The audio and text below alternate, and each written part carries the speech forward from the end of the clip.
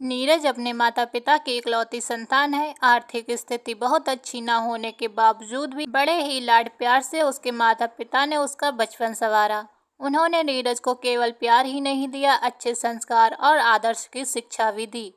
बड़े बुजुर्गों का सम्मान करना, आदर्श के साथ बात करना, सब कुछ सिखाया। जीवन में ऊंचे मकाम तक पहुंच पाए, अपना लक्ष्य प्राप्त कर सके, इसलिए जहां तक हो सका हर संभव प्रयास किया।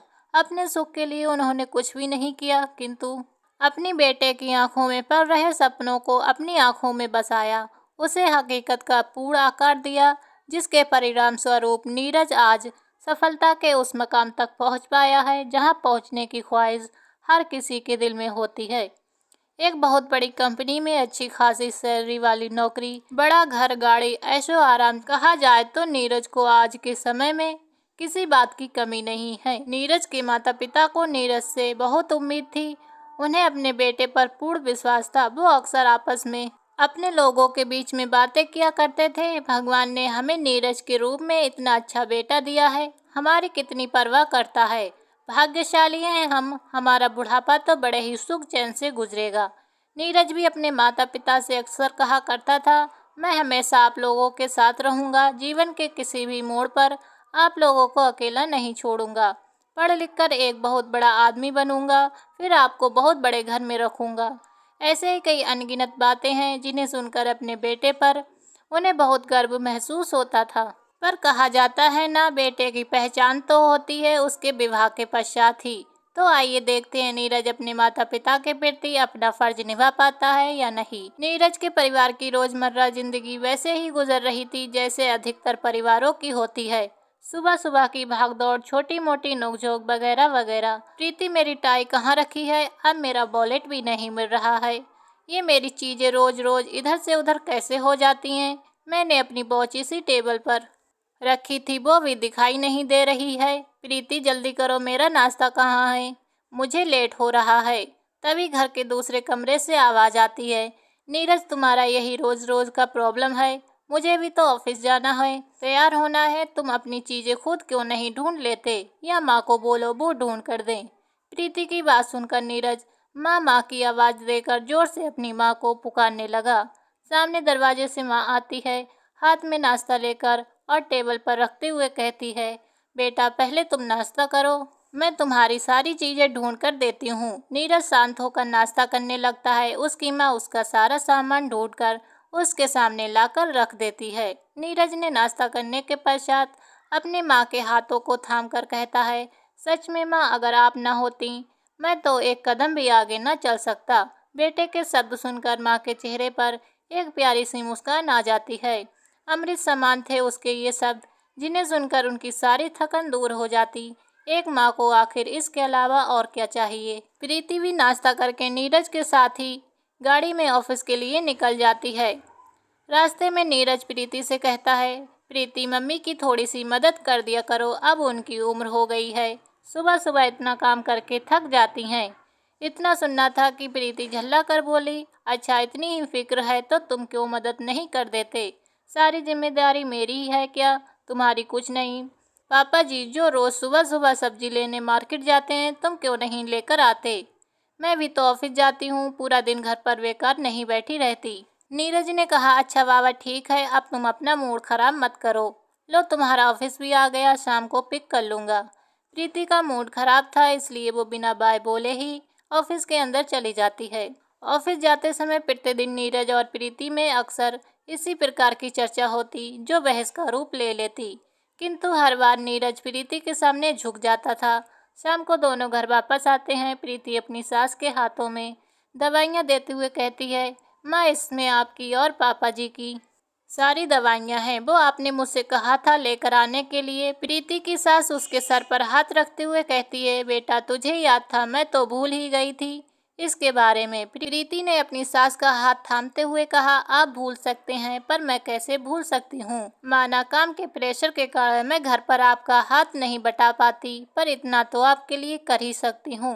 थोड़ी दूर खड़ा नीरज प्यार भरी नजरों से प्रीति को निहार रहा था।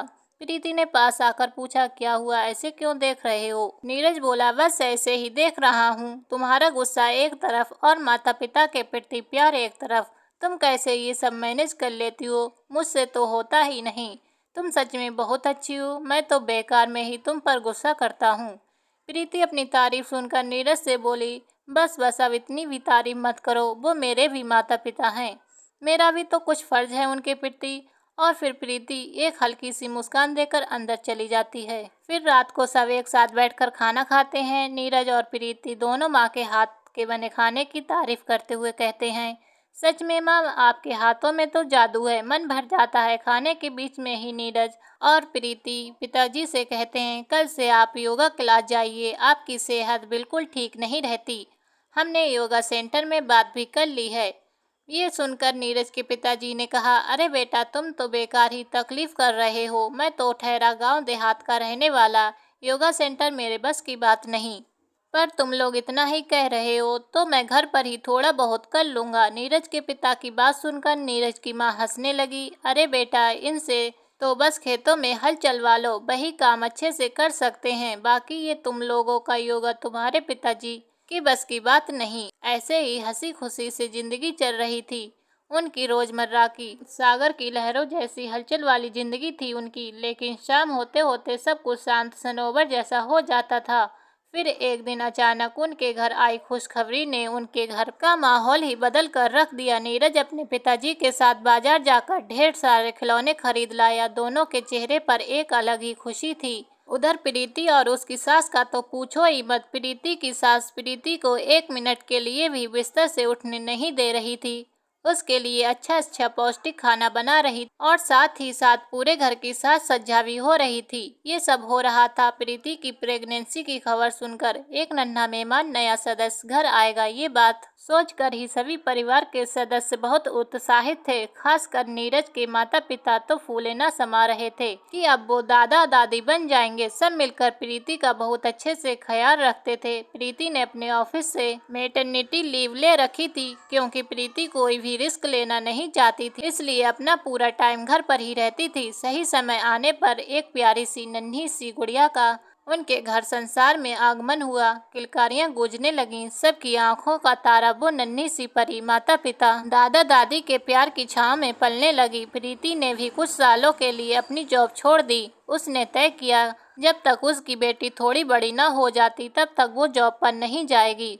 समय ऐसे ही धीरे धीरे बीत रहा था। एक दिन अचानक नीरज को ऑफिस से एक लेटर मिला जिसमें उसके प्रमोशन की बात लिखी हुई थी।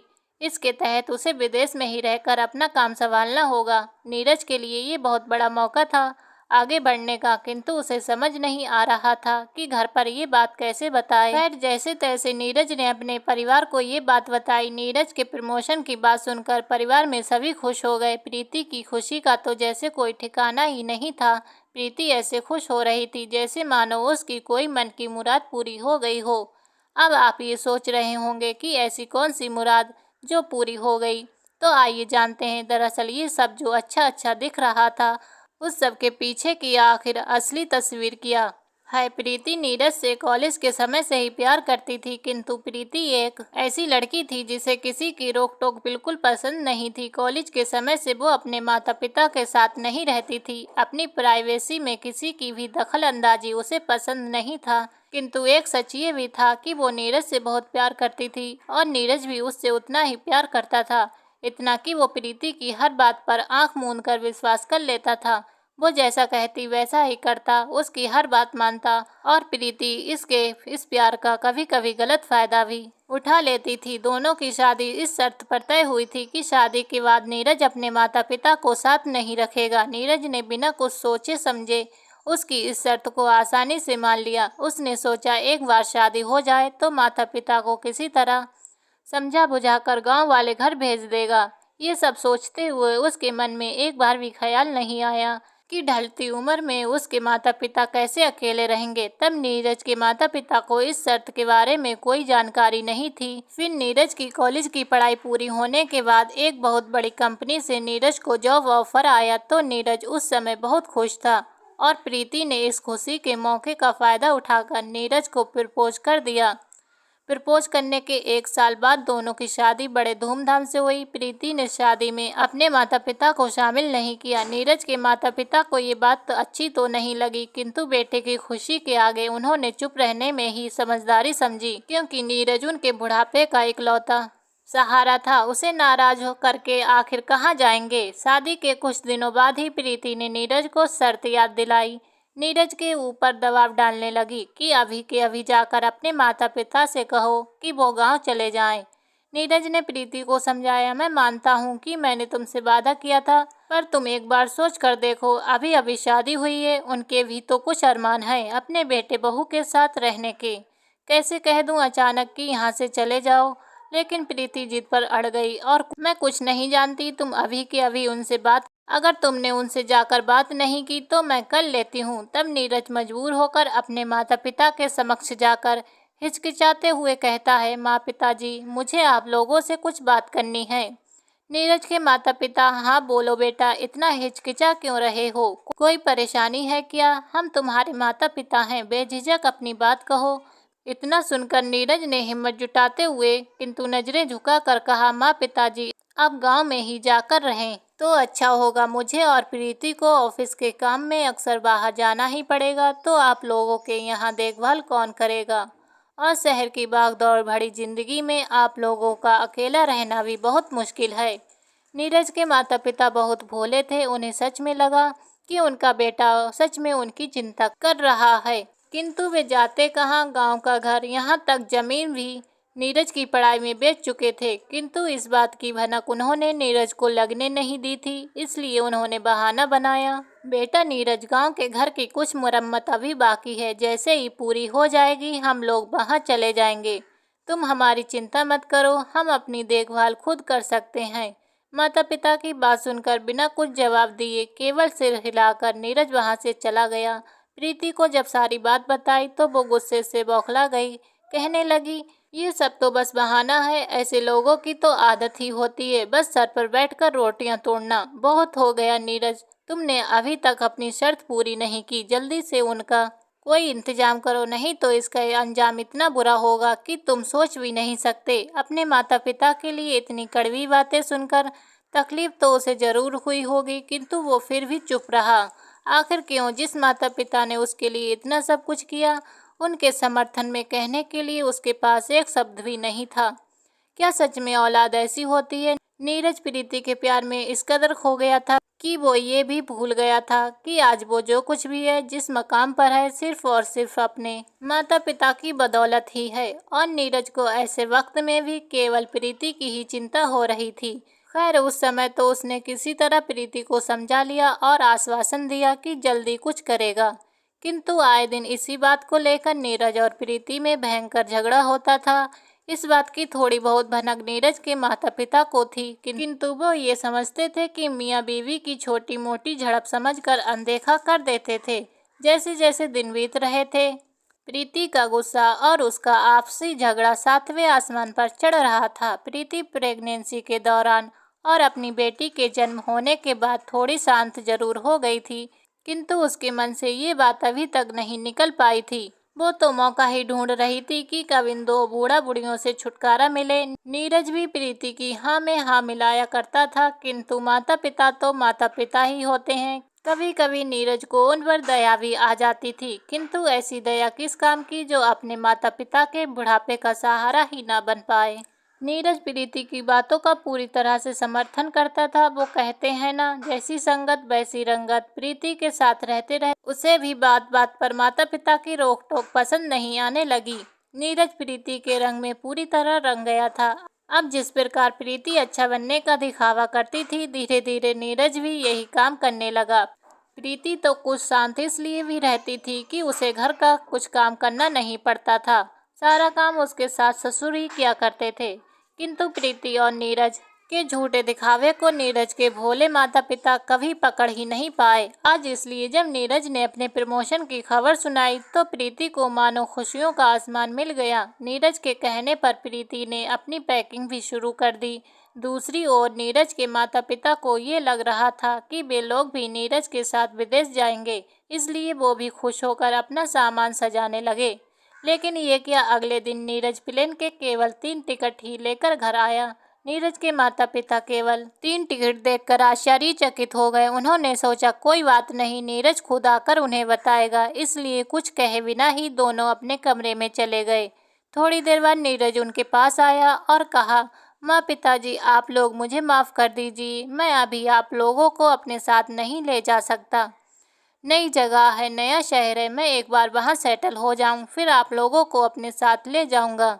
बेटे की बात सुनकर उन्होंने कहा, अरे बेटा, तुम माफ़ी क्यों मांग रहे हो? ठीक है ना, अभी तुम लोग चले जाओ, तब तक हम लोग यहीं रहेंगे और जब तुम्हें ठीक लगे आकर ले जाना या हमारी टिकट करवा देना, हम खुद ही चले आएंगे। ये सुनकर नीरज थोड़ी दबी आवाज़ में कहने लगा, वो पिताजी, मुझे कहना है, ये फ्लैट ऑफिस का है, इसलिए इसे खाली करना पड़ेगा। आप लोग गांव चले जाइए। नीरज की बात सुनकर नीरज के माता पिता थोड़े परेशान हो गए। फिर भी उन्होंने मन की व्यथा छुपाकर नीरज से कहा, अच्छा, खाली करना होगा। कब तक बेटा? नीरज, आज ही ये फ्लैट खाली करना होगा। मैं आज शाम की आप लोगों की टिकट करवा देता हूँ, आप लोग उसी से निकल जाइए। मेरी भी कल की फ्लाइट है, इसलिए मैं आप लोगों को छोड़ने नहीं आ सकता, वरना आप लोगों को कभी अकेला नहीं छोड़ता। ये कुछ पैसे हैं, अपने पास रख लीजिए, आप लोगों के काम आएंगे। और हाँ, एक बात और, आप लोग मुझे वहाँ से फ़ोन मत कीजिएगा, मुझे फुर्सत मिलेगी तो मैं खुद ही कर लूँगा।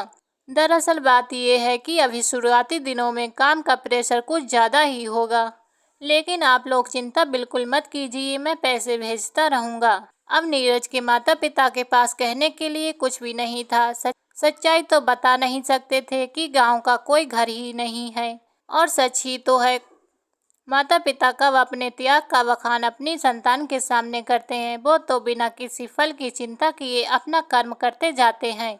उसी दिन शाम की ट्रेन में बैठाकर नीरज के माता पिता गांव की ओर रवाना हो गए।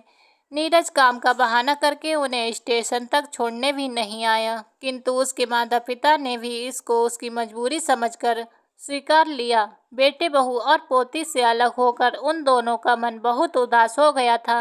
नीरज के माता पिता जब ट्रेन में सफ़र कर रहे थे, तब नीरज के पिता को मायूस देखकर नीरज की माँ ने पूछा, क्या हुआ, ऐसे क्यों मुंह लटका कर बैठे हो जी? नीरज के पिताजी बोले, हम गांव जा रहे हैं। नीरज की माँ, पर कुछ सोचा है, कहाँ रहेंगे?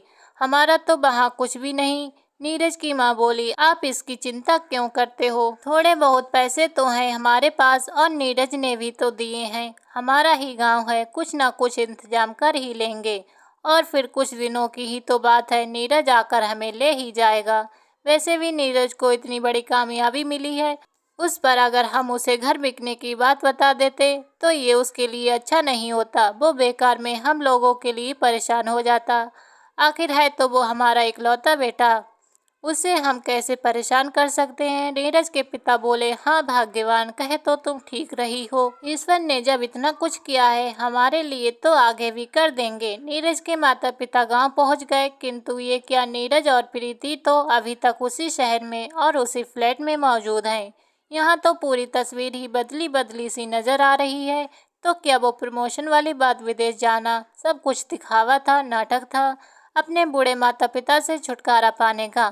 माता पिता को गांव भेजने के बाद नीरज ने अपनी सारी प्लानिंग, अपनी सारी चालबाजी प्रीति को बताई, तो प्रीति तो पहले से यही चाहती थी। नीरज की सारी बातें सुनकर प्रीति ने मुस्कुरा कर कहा, तुमने अपनी शर्त पूरी कर ही दी। नीरज ने कहा, अरे कैसे नहीं करता, तुम्हारे लिए तो जान भी हाजिर है। ये तो एक छोटी सी शर्त थी, और कुछ भी करवाना है तो बोलो। प्रीति मुस्कुराते हुए बोली, और कुछ नहीं करने की ज़रूरत है, बस इतना करना, अब उन्हें दोबारा यहाँ वापस लेकर मत आना। नीरज ने कहा, प्रीति तुम उसकी चिंता मत करो, मैंने सारा इंतजाम कर लिया है, सब कुछ सोच लिया है, क्या और कैसे करना है। उधर नीरज के माता पिता जब गांव पहुँचते हैं तो कितने वर्षों पश्चात अपनी भूमि पर पैर पड़ते ही वे इस कदर खुश हो जाते हैं कि कहाँ रहना है इसकी चिंता भी दिलो दिमाग से निकल जाती है। तभी गांव के कुछ जाने पहचाने लोगों ने उन्हें वापस गांव में देखकर दिल से उनका स्वागत करते हैं। तभी एक ग्रामीण निवासी पूछ बैठता है, काका काकी प्रणाम, आप लोग यहाँ, आपके बेटा नीरज तो शहर में अच्छी खासी नौकरी और बड़ा घर है, आप लोग तो वहीं बस गए थे, तो वापस इस गांव में और जहाँ तक मेरी जानकारी है, आपने तो अपनी जमीन और घर सब कुछ बेच दिया था। अब तो आप लोगों का यहाँ पर कुछ भी नहीं है। तभी दूसरा ग्रामीण बोलता है, अरे कैसी बात करते हो भाया, अपना गांव है, घर जमीन नहीं है तो क्या हुआ, हम लोगों से मिलने तो आ ही सकते हैं, और हम लोग अपने ही तो हैं। उस ग्रामीण ने बड़े ही ताव से कहा। क्यों काका, मैं सच कह रहा हूँ ना। नीरज के पिताजी मुस्कुराए, फिर ग्रामीणों को सारी बात सुनाई। कुछ लोगों ने तो विश्वास कर लिया, किंतु कुछ गांव वालों को ये बात कुछ हजम नहीं हुई और आपस में कानाफूसी करने लगे। एक ग्रामीण दूसरे ग्रामीण से फुसफुसाते हुए, सुनो, मुझे यकीन नहीं हो रहा है, ऐसा कोई अपने माँ बाप को अकेले थोड़ी ही भेज देता है। उन्होंने क्या कुछ नहीं किया नीरज की पढ़ाई की खातिर, अपना घर जमीन सब कुछ बेच दिया। मुझे तो दाल में कुछ काला नजर आ रहा है। तभी दूसरा ग्रामीण, मुझे तो दाल में काला नहीं, मुझे तो पूरी दाल ही काली नजर आ रही है। बेचारे काका काकी इस उम्र में कहाँ जाएंगे, क्या करेंगे, भगवान न करे जैसा हम सोच रहे हैं उनके साथ ऐसा कुछ हुआ हो। पर आजकल के बच्चों का कुछ कह भी नहीं सकते, पढ़ लिख कर इतना आगे निकल जाते हैं कि अपने संस्कार ही भूल जाते हैं। तभी दूसरे ग्रामीण ने कहा, सच कहते हो भाया, मैं तो अपने बेटे को शहर कभी ना भेजूंगा, वो भी वहां जाकर ऐसा ही हो जाएगा। इसी प्रकार गांव के कुछ लोग आपस में बातचीत कर रहे थे कि तभी गांव का सरपंच वहां पहुंचा। नीरज के माता पिता को देखकर उन्हें प्रणाम किया, किंतु उसे आश्चर्य भी हुआ। सरपंच ने पूछा, अरे काका, आप लोग यहाँ शहर में सब कुछ ठीक तो है, आपका बेटा बहू तो सब ठीक है ना। नीरज तो बहुत बड़ा आदमी हो गया है, काका कभी आता भी नहीं हमसे मिलने। फिर सरपंच के पूछने पर गांव वालों ने ही सारी बात सरपंच को सुना दी। सरपंच ने भी दुनिया देखी थी, इतना तो समझ ही गए कि बात कुछ और है और बहुत बड़ी। लेकिन वो नीरज के माता पिता की बहुत इज्जत करता था, इसलिए उनके सामने कुछ कहा नहीं। फिर सरपंच उन्हें अपने साथ ले जाता है और गांव में एक छोटी सी कोठरी में उनके रहने का इंतजाम कर देता है। जाते जाते सरपंच कहता है, काका आप चिंता मत कीजिए, मैं अपनी पत्नी को कहकर अभी खाने के लिए कुछ भिजवा देता हूँ, और किसी चीज की जरूरत हो तो बेझिझक कह दीजिएगा। नीरज के माता पिता ने मुस्कुराते हुए कहा, हाँ हाँ बेटा, जरूर कह देंगे। वैसे भी तो हम यहाँ कुछ दिनों के मेहमान हैं। जैसे ही नीरज विदेश में सेटल हो जाएगा, वो हमें यहाँ से आकर ले जाएगा। तुम्हें ज्यादा दिन कष्ट नहीं देंगे हम। सरपंच हल्की सी मुस्कान देकर वहां से चला गया और बड़बड़ाते हुए कहता है, हे भगवान, इनके साथ कुछ अनर्थ ना हो, इनका बेटा इन्हें आकर जरूर ले जाए। 2-3 दिन तो गांव वालों से मिलने मिलाने में और घूमने में यूं ही निकल गए। सरपंच और गांव वालों को भी यकीन था कि अब तो उनका बेटा आ ही जाएगा, किंतु दिन, हफ्ते और महीने गुजर गए। ना ही उन्हें लेने नीरज आया और ना ही पैसे भेजे और ना ही उसका कोई फोन भी आया। नीरज के माता पिता को लगने लगा, हो सकता है नीरज किसी परेशानी में फंस गया होगा, नई नई नौकरी है, उसे समय ही नहीं मिला होगा, इसलिए नहीं आया। नीरज के पिताजी थोड़ा घबरा रहे थे, कहीं कुछ और बात तो नहीं, इसलिए उन्होंने नीरज को फोन करने की सोची। नीरज के पिताजी के पास कोई मोबाइल भी नहीं था, तो उन्होंने सरपंच के घर से ही जाकर फोन करना चाहा। नीरज के पिताजी सरपंच के घर पहुंचते हैं, नीरज को फोन लगाने का आग्रह करते हैं। तब सरपंच कहता है, अरे काका, इसमें आग्रह करने की क्या बात है, आप जितने चाहे उतने फोन कर लीजिए। नीरज के पिताजी ने कई बार नंबर मिलाया, प्रीति का भी नंबर लगाया, पर कोई फायदा नहीं हुआ। अब गांव वालों का शक धीरे धीरे यकीन में बदलता जा रहा था। वे लोग नीरज के माता पिता से कहते भी थे, काका, आपके बेटे ने आपके साथ धोखा किया है, वो आप लोगों को कभी लेने नहीं आएगा। किंतु नीरज के पिताजी उन्हें ये कहकर चुप करा देते थे, उनका बेटा ऐसा नहीं है, वो जरूर किसी काम में फंस गया होगा। 1 साल होने को आया। अब तो नीरज के माता पिता के पास पैसे भी खत्म हो चुके थे, किंतु अभी भी उन्हें अपने बेटे, बहू और पोती की चिंता हो रही थी।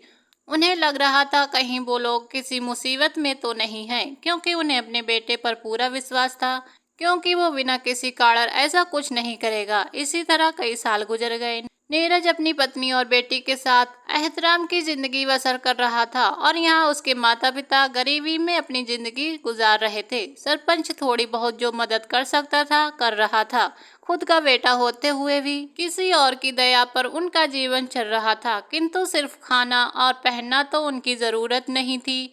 उनका हालचाल पूछने वाला, उनको अपना कहने वाला कोई भी नहीं था। नीरज की माता नीरज के मुंह से माँ शब्द सुनने को तरस गई थी। इतने वर्षों में उसने कभी उनका हालचाल तक नहीं पूछा, ये तक भी नहीं देखा कि वो जिंदा हैं कि नहीं। कितने साल गुजर गए बेटा बहू और पोती का चेहरा देखे बिना। पोती को तो देखने की इच्छा, बेटे और बहू से मिलने की ललक, इंतजार, मजबूरी, बेबसी, सब कुछ उनकी आंखों में साफ साफ झलकता था। किंतु फिर भी वो किसी से अपने बेटे की शिकायत नहीं करते थे। कोठरी की चारदीवारी में कैद दोनों बूढ़ा बुढ़िया अपने आंसू बहाकर अपना यह दर्द एक दूसरे से बांट लिया करते थे। आखिर माँ बाप तो माँ बाप ही होते हैं, बच्चे कितने भी गलत क्यों ना करें, कभी उन्हें दिल से बद्दुआ नहीं दे सकते, उनके बारे में कभी कुछ गलत नहीं सह सकते। हमेशा ईश्वर से यही प्रार्थना करते रहते थे कि उनका बेटा बहू पोती जहाँ रहें सब कुशल मंगल और खुश रहें। ऐसे ही इंतजार में किसी प्रकार दोनों के दिन कट रहे थे। जीवन के सफर के इस आखिरी पड़ाव में इस प्रकार तन्हा जिंदगी कटेगी, उन्होंने कभी सोचा भी नहीं था। एक दिन अचानक उसी शहर का लड़का राजेश अपने किसी काम के सिलसिले में गाँव पहुँचता है। वो नीरज के बचपन का दोस्त था और नीरज से उसकी अक्सर बातचीत होती रहती थी। नीरज के माता पिता को भी भली भांति जानता था। उन्होंने वहां जब नीरज के माता पिता को इस प्रकार दयनीय अवस्था में देखा तो उसके पैरों के नीचे की जमीन खिसक गई।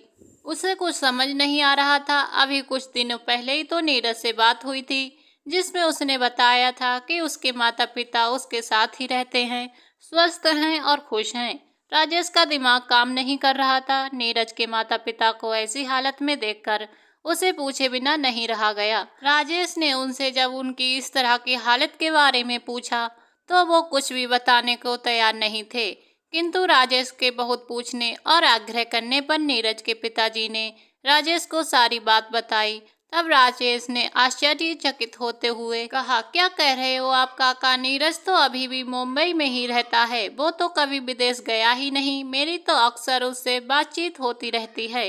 अभी कल की ही तो बात है, यहाँ आने से पहले मेरी उससे बात हुई थी। राजेश फिर खुद से बड़बड़ाते हुए कहने लगा, अच्छा अब समझ आया। जब मैंने कहा था काका काकी से बात करा दो तो उसने बात को टाल दी थी। नीरज के पिताजी ने पूछा, अरे क्या हुआ बेटा, क्या खुद से ही बात कर रहे हो? कोई बात है क्या? अभी तुम कुछ बता रहे थे नीरज के बारे में। ऐसे कैसे हो सकता है, उसका तो प्रमोशन हुआ था, वो तो हमारे आने के अगले ही दिन विदेश के लिए निकल गया था। नहीं काका, नीरज ने आप लोगों के साथ धोखा किया है, वो तो मुंबई में ही रहता है।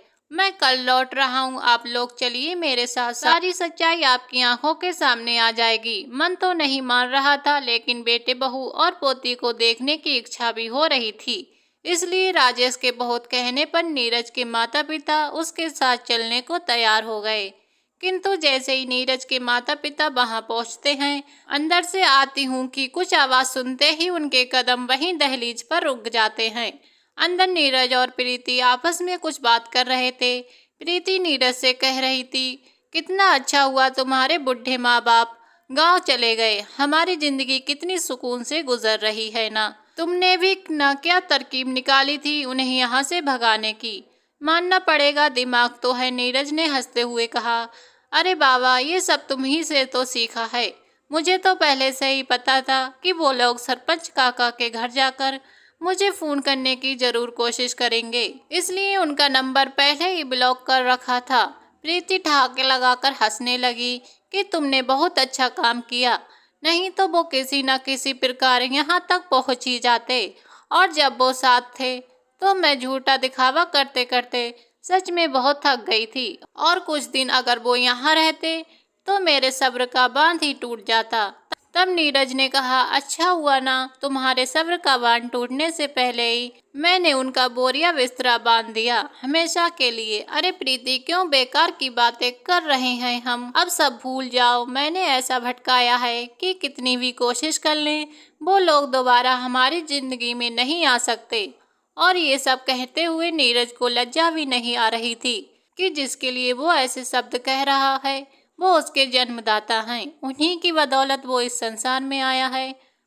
उन्हीं की उंगली पकड़कर चलना सीखा, अपना लक्ष्य पाया। जो संतान अपने संस्कार भूल गई हो उसके बारे में और कहा ही क्या जा सकता है। नीरज के पिता ने जब ये बातें सुनी तो सहन नहीं कर पाए और वहीं मूर्छित होकर गिर गए। उनकी आंखों के सामने अंधेरा सा छा गया। ऐसा लग रहा था मानो पल भर में ही उनका समस्त संसार छिन गया हो। जिंदगी हाथ से रेत की तरह फिसलती नजर आ रही थी। ऐसा लग रहा था जैसे जीने की कोई ख्वाहिश ही ना रही। नीरज की माँ कभी उनके सर पर हाथ रख रही थी तो कभी उनके हाथों को सहला रही थी। आप क्यों चिंता करते हो जी, चलो हम लोग वापस गांव जाते हैं, वहीं अपनी बाकी की बची खुची जिंदगी एक दूसरे के साथ गुजार लेंगे। नीरज की माँ जोर जोर से कहने लगी। हम बेकहारी राजेश के कहने पर यहाँ चले आए, नहीं आते तो इतने दिन हम जिस भ्रम में जी रहे थे कि हमारा बेटा हमारा है, अपना खून है, कभी कुछ गलत नहीं करेगा, उसी में जीते रहते और इसी भ्रम में हम दुनिया से विदा हो जाते। हे भगवान, ये सब कुछ दिखाने से पहले मुझे उठा क्यों नहीं लिया।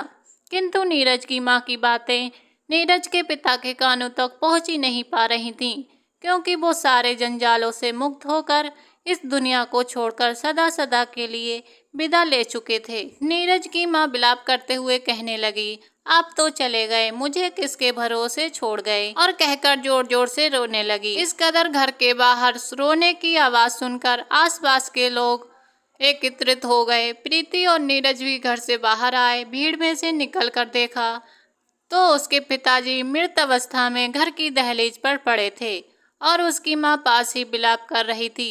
ये सारा माजरा नीरज की समझ से बाहर था कि उसके माता पिता आखिर यहाँ तक पहुँचे कैसे, उन्हें कैसे पता चला कि वो लोग यहीं पर हैं। उसी समय राजेश का कॉल आता है और वो पूछता है, नीरज काका काकी कहाँ हैं? मेरी उनसे बात कराओ, मैं ही उन्हें गांव से यहाँ लेकर आया हूँ। मैंने कहा भी था उन्हें अंदर तक छोड़ देता हूँ, पर उन्होंने जिद की कि वो लोग स्वयं ही चले जाएंगे, इसलिए मैंने उन्हें तुम्हारी दहलीज पर छोड़कर ही वापस आ गया। अब नीरज को सारी बात समझ आ गई थी और शायद उसके पिताजी ने प्रीति और उसकी सारी बातें सुन ली, जिसके कारण ये सब हुआ। अपनी गलतियों के कारण पिता को तो खो बैठा था, कम से कम माँ का जीवन संवार कर अपने पापों से मुक्ति पा लेता। किंतु नीरज की तो बुद्धि ही भ्रष्ट हो चुकी थी। उसे प्रीति की जिद के आगे और कुछ दिखा ही नहीं दे रहा था। समाज के सामने दिखावा करने के लिए तो उसने अपने पिता का संस्कार किया और माँ को रहने के लिए घर में एक छोटी सी जगह भी दे दी, किंतु अभी भी नीरज की आंखें खुली नहीं थीं।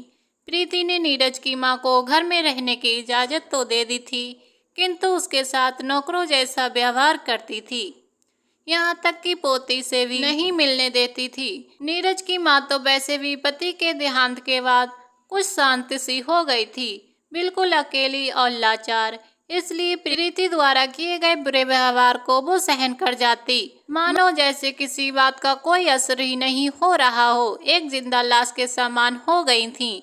किंतु उन्होंने धीरे धीरे हालातों से समझौता कर लिया, वापस अकेली गांव जाकर करती भी क्या। अब जिंदगी के कितने दिन बचे थे, यही सोचकर बुरे से बुरे हालातों में रहने के लिए असहाय माँ मजबूर हो गई। नीरज की बेटी अब 8 साल की हो चुकी थी, इसलिए उसके सामने जो कुछ होता था वो सब कुछ समझती थी। उसे बिल्कुल अच्छा नहीं लगता था कि एक बूढ़ी औरत को उसके माता पिता इस प्रकार सताते हैं। इसलिए एक दिन जब उसने पूछा, मम्मा ये बूढ़ी आंटी कौन है, तो प्रीति ने बताया, कोई नहीं बेटा, ऐसे ही गांव की गरीब औरत हैं, इसका शहर में कोई नहीं है, इसलिए कुछ दिन यहाँ रहेंगी फिर चली जाएंगी। पर कहते हैं ना, खून तो खून को पहचान ही लेता है। नीरज की बेटी को उस औरत से कुछ अधिक ही खिंचाव महसूस होता था। नीरज और प्रीति सब सो गए। नीरज की बेटी चुपके से अपनी दादी के कमरे में जाती है और पूछने लगती है, आप कौन हैं? नीरज की माँ कहती है, बेटी मैं तुम्हारी दादी हूँ, जब तुम बहुत छोटी थी तब तुमने मुझे देखा था, अब बड़ी हो गई ना, इसलिए पहचान नहीं पा रही हो। नीरज की बेटी बोली, अच्छा आप मेरी दादी हो, लेकिन मम्मा पापा ने तो पहले कभी नहीं बताया कि कोई मेरी दादी भी है। तब नीरज की माँ ने कहा, अरे बेटा जरूर बताया होगा, तुम भूल गई होगी। चलो कोई बात नहीं, नहीं बताया तो क्या हुआ, आओ मेरी गोद में आकर बैठ जाओ। दादी की गोद में बैठते ही बोली, आप मुझे छोड़कर क्यों चली गई थी? दादी इतने दिन से कहाँ थे आप? मम्मा पता नहीं क्यों आपको गंदा बोलती हैं, आप तो बहुत अच्छे हो। मुझे आपके पास बैठकर बहुत अच्छा लगता है। मम्मा तो पूरा दिन अपनी सहेलियों के साथ बाहर रहती हैं और मुझे आया के पास छोड़ देती हैं। आया बहुत गंदी हैं, मुझे डांटती भी हैं। दादी मैं आपको यहाँ से कभी नहीं जाने दूंगी। आप हमेशा यहीं रहना मेरे पास। अब दादी अपनी पोती से क्या कह पाती। उसकी बातें सुनकर आंखों में आंसू आ गए। निःशब्द ममता भरे आंखों से पोती को निहार रही थीं। उसके गोदी में बैठते ही ऐसा लग रहा था मानो उनका सारा दर्द छूमंतर हो गया। इतने में ही अचानक वहां प्रीति आ जाती है और गुस्से से आग बबूला होकर बेटी को खींचकर गोद से उतार देती है और कहने लगती है, ए बुढ़िया तेरी हिम्मत कैसे हुई मेरी बेटी को छूने की। प्रीति अपनी बेटी को कड़े शब्दों में डांटते हुए समझाने लगी, बेटा इस औरत की बात नहीं सुनना, ये झूठी औरत है। गरीब लोग होते ही ऐसे हैं, अपने फायदे के लिए झूठ बोलते हैं। तुम उससे दूर ही रहना और आज की बात कभी इसके पास मत आना। ऐसा कहते हुए प्रीति को ना तो अपनी बेटी के आंसू दिख रहे थे और ना ही अपनी सास के। प्रीति अपनी बेटी को जोर से खींचते हुए वहां से लेकर चली जाती है और नीरज पर बरसते हुए कहती है, ये बुढ़िया कब तक आखिर हमारे घर में पड़ी रहेगी। ये तो अब हमारे किसी काम की भी नहीं। तुम या तो इसे गांव छोड़ाओ या फिर किसी वृद्ध आश्रम में भेज दो। तुमने तो कहा था तुमने पूरी प्लानिंग कर रखी है, अब क्या हुआ तुम्हारे प्लान का। इस बात को लेकर प्रीति और नीरज में भयंकर झगड़ा होता है। प्रीति एक के बाद एक अपनी सास को ताने दिए जा रही थी और नीरज अपनी माँ की चिंता किए बगैर केवल समाज की दुहाई दिए जा रहा था। उसे माँ का दर्द नहीं दिख रहा था तो केवल समाज, जिसे दिखाने के लिए ही उसने अपनी माँ को अपने घर में जगह दी थी। अपने बेटे बहू का ऐसा रूप नीरज की माँ ने पहले कभी नहीं देखा। उन्होंने कभी सपने में भी नहीं सोचा था कि उसका बेटा ऐसा निकलेगा। जिस पिता ने उसके लिए अपना सब कुछ त्याग दिया, उसने उसी पिता की जान ले ली। माँ को अब अपने बेटे से कोई उम्मीद नहीं थी। बेटा तो पहले ही पराया हो चुका था। पति के गुजर जाने के बाद अकेली हो गई थी। नीरज ऑफिस से जब घर लौटता है तो सीधा प्रीति के पास चला जाता। माँ के कमरे में आकर उसे कभी हालचाल तक नहीं पूछता, यहाँ तक कि उन्हें खाने की टेबल पर अपने साथ बिठाता तक नहीं था। नीरज की माँ घर का सारा काम, खाना बनाना, झाड़ू बर्तन पोछा सब कुछ करती थी। फिर भी प्रीति उन पर दिन भर बरसती रहती, उन्हें जली कटी सुनाती। एक दिन नीरज अपने परिवार के साथ बाहर होटल में खाना खाने के लिए जाता है, किंतु उसकी माँ घर पर क्या खाएगी इस बारे में कोई चर्चा नहीं होती। किंतु पोती को अपनी दादी की चिंता सताए जा रही थी कि वो घर में अकेली कैसे रहेंगी। फिर वो कोई बहाना करके घर के अंदर जाती है और दादी को अपनी गुड़िया देते हुए कहती है, दादी आप इसके साथ रहना, आपको डर नहीं लगेगा और ये मेरी चॉकलेट भी आप रख लो, इसे खा लेना जब आपको भूख लगेगी। इतना कहकर वो वापस अपने माता पिता के पास जाती है और माता पिता के पूछने पर झूठ कह देती है कि वॉशरूम गई थी। पोती का इतना लाड देखकर दादी का जीवन धन्य हो गया। सोचने लगी चलो दुनिया से जाते जाते कुछ अच्छी यादें तो साथ लेकर ही जाऊंगी।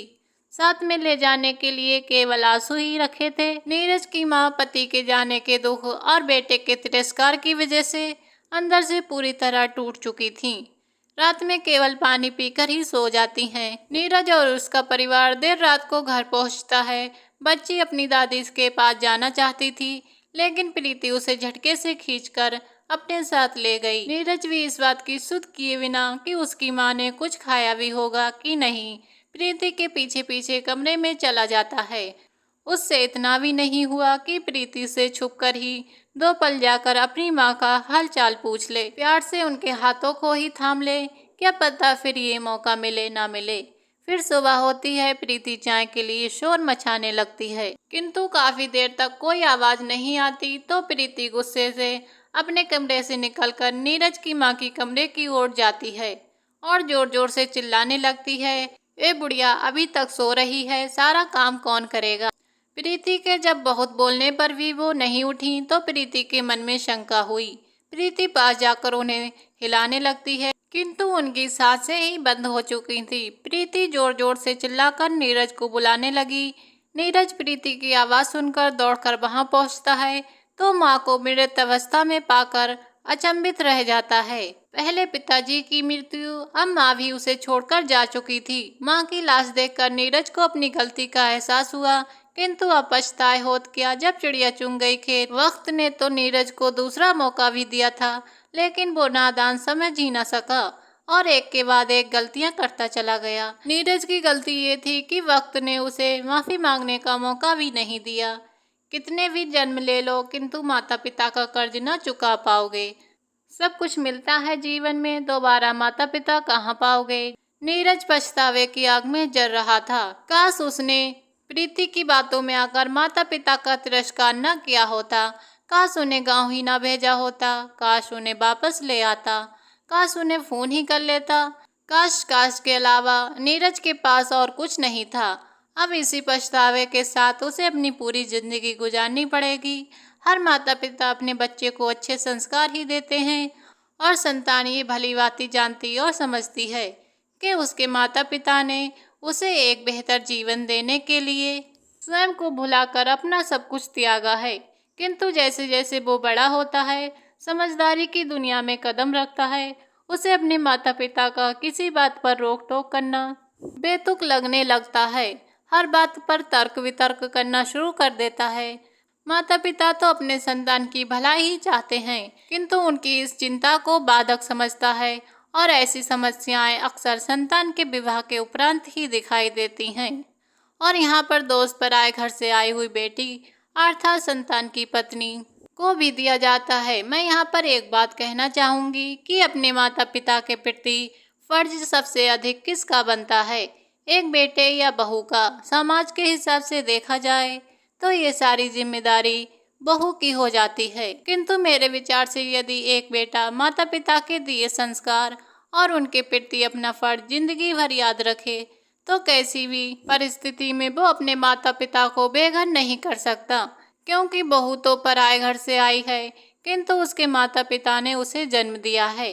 भगवान का अंश है तो जिम्मेदारी भी सबसे अधिक एक बेटे की ही बनती है और बेटा चाहे तो बहू की औकात भी नहीं है कि उसके रहते हुए उसके माता पिता को सताया या परेशान करे। दोस्तों, यदि मेरी कहानी सुनकर आपको जरा भी शिक्षा मिली हो तो अपने माता पिता सास ससुर की सेवा करें, उनका सम्मान करें। दोस्तों, यदि कहानी पसंद आई हो तो एक लाइक शेयर कमेंट और चैनल को सब्सक्राइब करें। मिलते हैं ऐसी किसी अगली कहानी में, तब तक के लिए नमस्कार।